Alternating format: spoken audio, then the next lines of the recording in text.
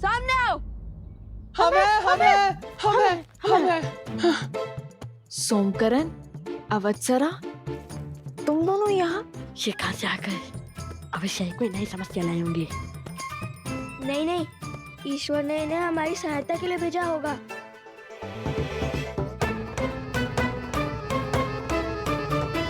सोमकरण, अवत्सरा, क्या कर रहे हो तुम दोनों यहाँ? और ये वृक्ष कैसे गिरा? भैया, इसे काट देते हैं, इससे मार्ग अवरुद्ध हो जाएगा। नहीं, हम अपने काम को सार्थक करने के लिए प्रकृति को हानि नहीं पहुंचा सकते।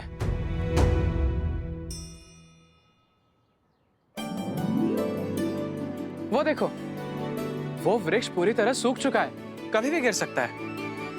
आओ। सोमकरण, उत्तर दो।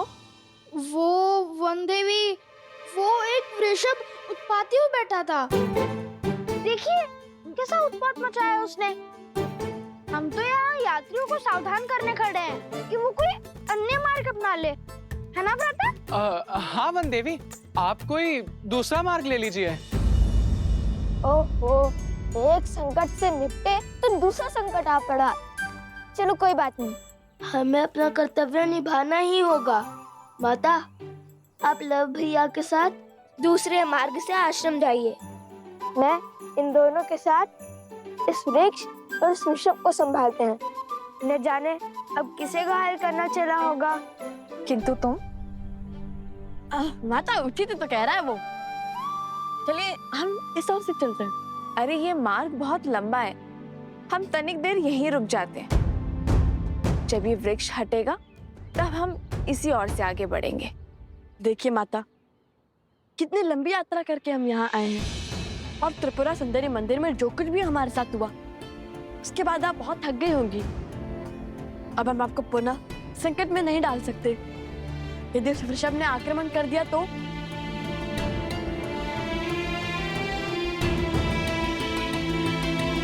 ठीक है, चलो। और तुम सावधान रहना और शीघ्र ही लौट कर आना। मुझे तुम सबकी प्रतीक्षा रहेगी। निश्चिंत होकर जाइए माता, हमारे पास सोमकर्ण है ना। यदि बैल आया, बैल के आगे इसे खड़ा कर देंगे।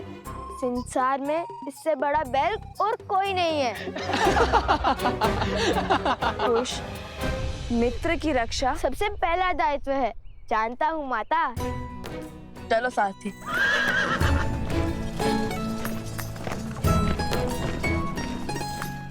अद्भुत, आज तो बचा लिया आप दोनों ने।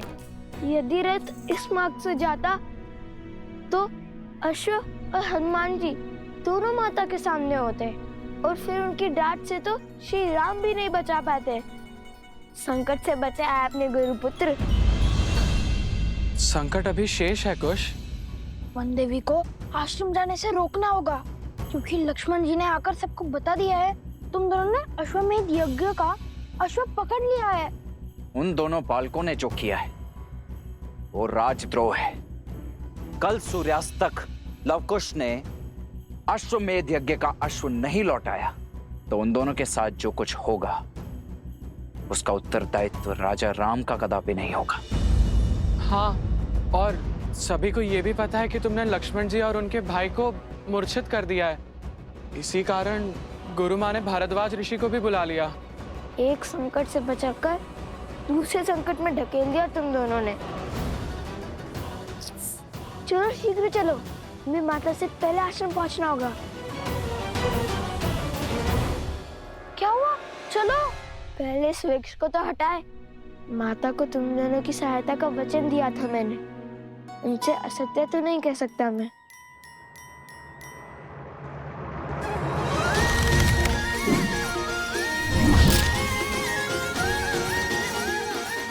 अपनी शक्ति दिखाने का कोई अवसर चूकते नहीं ना तुम।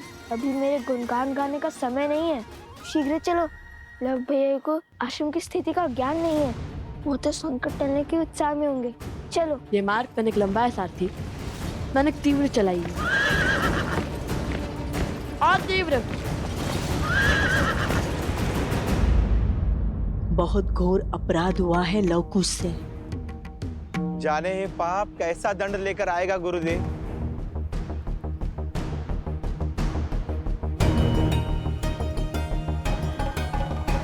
आ गए तुम।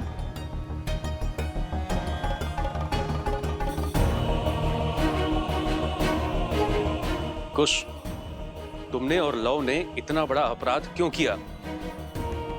अश्वमेघ यज्ञ के अश्व को पकड़ा और अयोध्या के राजकुमारों को मूर्छित कर दिया। और ये सब बात तुमने हम सब से छुपाई क्यों? हम राजा राम के राज्य में रहते हुए उनसे शत्रुता कैसे ले सकते हैं? ये राजद्रोह है। हमने भगवान वाल्मीकि जी को संदेश भेज दिया है। जैसे ही तुम्हारी माता श्री आएंगी, हम उनसे बात कर अश्व छुड़वा देंगे। हाँ, और तीव्र चलाइए सारथी। हम भगवान वाल्मीकि जी के शिष्य हैं और उन भगवान वाल्मीकि जी ने हमें सदा सत्य के मार्ग पर चलना सिखाया है, अपने कर्म को निडर होकर करना सिखाया है। अब आप भी बताइए, जिन राजा राम को हम पूछते हैं, उन्हीं राजा राम ने अपनी पत्नी के त्याग का महापाप कर दिया। जिनके लिए राजा राम ने राम सेतु बनाया, लंकापति का अंत किया, जिनके साथ की लालसा में माता सीता ने स्वयं अग्नि परीक्षा दी, उन्हीं माता सीता को स्वयं से दूर कर दिया। क्यों? ये प्रश्न हमें विचलित कर रहे थे।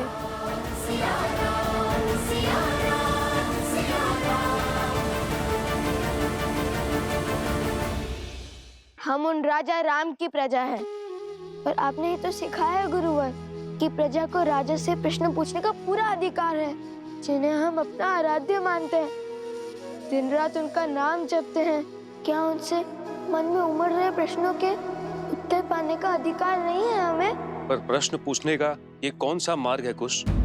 हाँ, ये मार्ग तो सर्वथा अनुचित है गुरुदेव। हमारा मार्ग अनुचित हो सकता है, उद्देश्य नहीं। श्री राम और माता सीता को एक करने का प्रण लिया है हमने, और इस उद्देश्य की पूर्ति के लिए वो अश्व तो नहीं छोड़ेंगे हम।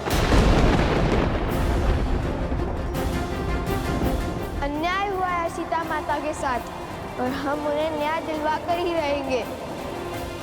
और अन्याय के विरुद्ध ध्वनि उठाना इसी आश्रम में सीखा है हमने। यदि आपको लगता है कि हमने कुछ अनुचित किया है तो क्षमा कर दीजिए, किंतु यदि हमारे प्रण में तनिक भी न्याय दिखा तो आप सबसे केवल एक ही विनती है मेरी, जब तक भगवान वाल्मीकि जी नहीं आ जाते तब तक माता से कुछ मत कहिएगा।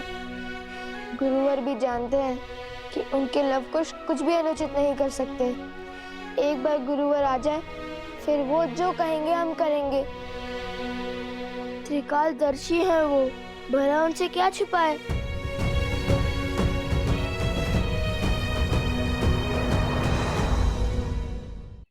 नहीं ऋषिवर, ये बालक अभी नादान है। उद्देश्य कितना भी उचित है, उसका मार्ग इतना अनुचित नहीं हो सकता। आपका निर्णय उचित है गुरुवर।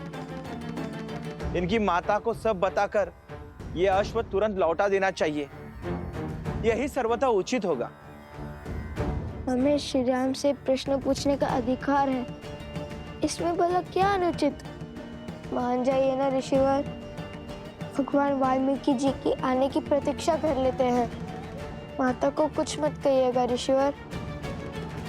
कुश,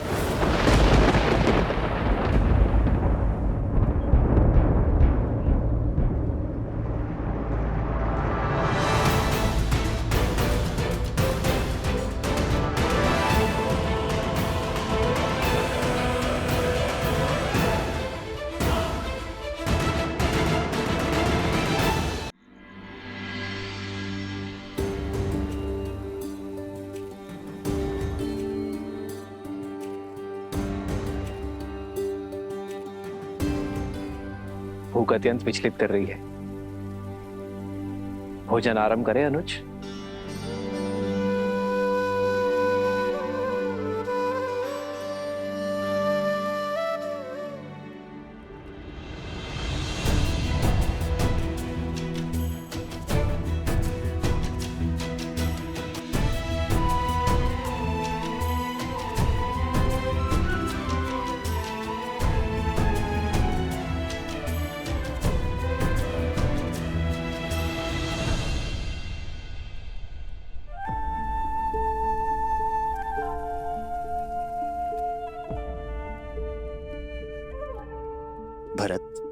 यदि मन से चिंता ना उतरे तो गले से भोजन का ग्रास भी नीचे नहीं उतरता। अपने मन को हल्का कर दो भरत, और जो सोच तुम्हें विचलित कर रही है वो मुझसे कहो। क्या कहूं भैया मैं? ये कहूं कि मैं कितना अभागा हूं, ये कहूं कि मुझे आपकी सेवा का वो अवसर कभी नहीं मिला जो सदैव लक्ष्मण को मिला। ये कहूं कि संकट में सदैव वो आपके साथ रहा, मैं नहीं। मैं तो सदैव संकट का कारक बन जाता हूं भैया। भैया, जब आपको वन में गमन करना पड़ा तो मुझे ही उसका दोषी माना गया। जब मैं आपकी चरण पादुकाएं ले आया तो संसार ने मुझ पर यह कहकर लांछन लगाया कि देखो, मैं अपने भाई की पादुकाएं इसीलिए ले आया ताकि अपने भाई को वन में नंगे पग घुमा सकूं।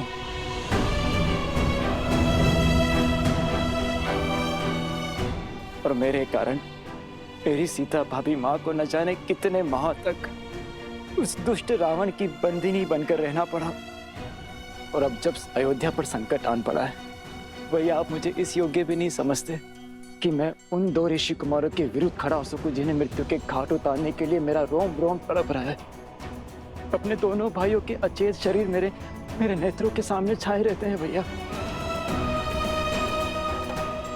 ये पीड़ा मैं अब और नहीं सह सकता। मैंने लक्ष्मण को रोका, उसे समझाया कि उन दोनों बालकों से सौम्य रहे, किंतु उसने मेरी एक न सुनी। किंतु देखिए लक्ष्मण कैसे मूर्छित हुआ पड़ा है भैया। मैं तो उनसे लड़ने भी नहीं जा सकता क्योंकि मेरे भैया ही मुझे योग्य नहीं समझते। हुआ ना मैं अभागा।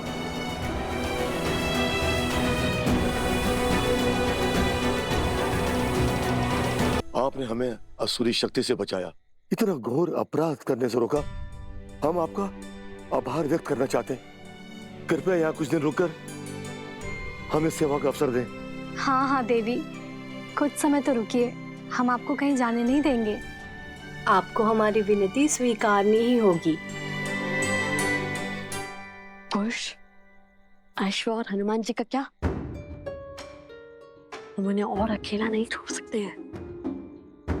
हाँ हाँ, रुक जाइए देवी, कृपया हमारे लिए रुक जाइए। पर आश्रम का क्या होगा?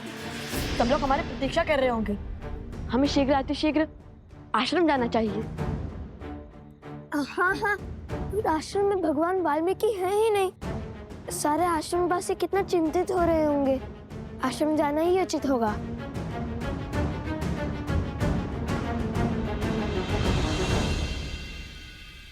कैसे सोच लिया तुमने भरत? ये कैसे सोच लिया कि मैं अपने भरत को लक्ष्मण या शत्रुघ्न से कम योग्य मानता हूं? तुम तो सौम्यता के सूचक हो भरत, पराक्रम के पर्याय हो। मुझे सबसे अधिक प्रिय हो तुम भरत। मैंने तुम्हें जाने से इसलिए रोका क्योंकि लक्ष्मण सदा मेरे साथ रहा है भरत। मैंने उसे सदा ही घायल होते हुए, मृत्यु के मुख में जाते हुए देखा है। अत्यंत दुख हुआ मुझे, किंतु मैंने हर बार अपने आप को संभाला है भरत। इस बार पुनः लक्ष्मण घायल है और शत्रुघ्न भी। मैं इस विपदा को सह नहीं पा रहा हूं भरत। और इस बीच यदि तुम्हें कुछ हो गया मेरे भाई, तो भैया पुण्य के प्रतीक श्री राम से पाप कैसे हो सकता है? किंतु आप स्वयं को मेरे स्थान पर रख के देखिए। स्वयं या महल में सुरक्षित रह के आपको युद्ध भूमि में जाते हुए देख, क्या मैं स्वयं से कभी दृष्टि मिला पाऊंगा? लक्ष्मण और शत्रुघ्न के नेत्रों में नेत्र डाल पाऊंगा? वेद के उपचार से वे दोनों शीघ्र ही सकुशल हो जाएंगे। किंतु क्या आप ऐसा चाहते हैं कि आपके भाई की आंखें उन दोनों के सामने सदैव झुकी रहे? जिन अयोध्या वासियों ने गंगा सी पावन मेरी सीता भाभी माँ पर बिना किसी दोष इतने लांछन लगाए, क्या वे लोग मुझे क्षमा कर पाएंगे? क्या वे लोग ये नहीं कहेंगे कि देखो, दो भाई तो अपने बड़े भाई के साथ कंधे से कंधा मिला करके लड़े, किंतु भरत अपने हाथ पर हाथ रखकर बैठा रहा, वो कुछ न कर सका। मेरे 14 वर्षों की तपस्या पर कालिख लग जाएगी भैया। और भरत संसार में फिर से वही भरत बन जाएगा जो अपने भाइयों की दुर्दशा देखना चाहता है। और तब क्या कहेंगे आप भैया? क्या मेरे मान पर आप ये वार सह पाएंगे?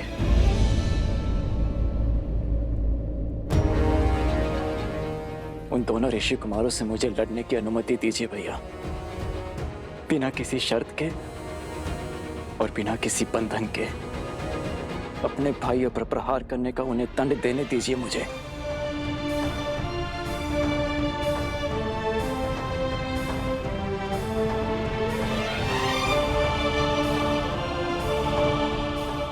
जाओ भरत, बिना किसी शर्त के, बिना किसी बंधन के जाओ, और जो उचित लगे वही निर्णय लो। चाहे अब उन दो बालकों को जो दंड देना पड़े दो, और अयोध्या का अश्वमेध यज्ञ पूर्ण करवाओ।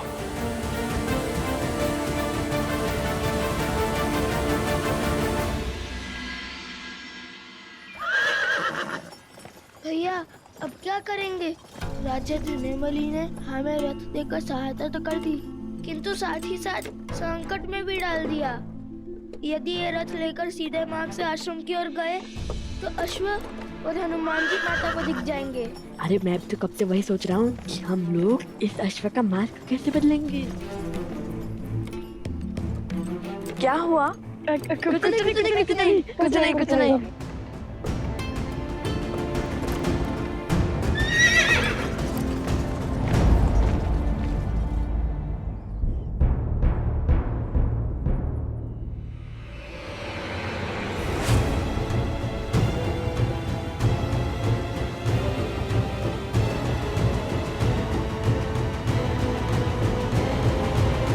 रामचंद्र की, श्री रामचंद्र की, राजनुज भरत की, राजनुज भरत की।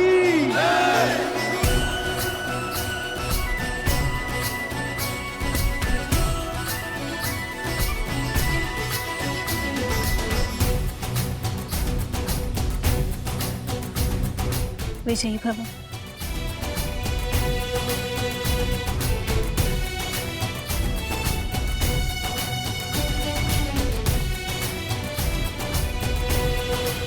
कई बार सत्य हमारे नेत्रों के समक्ष होता है भरत, किंतु भावों में बहकर हम उसे देख नहीं पाते। ये भूल हम सबके साथ होती है भरत। अपने भावों पर नियंत्रण रखना भरत। शीघ्र ही लौटो। जो आज्ञा भैया।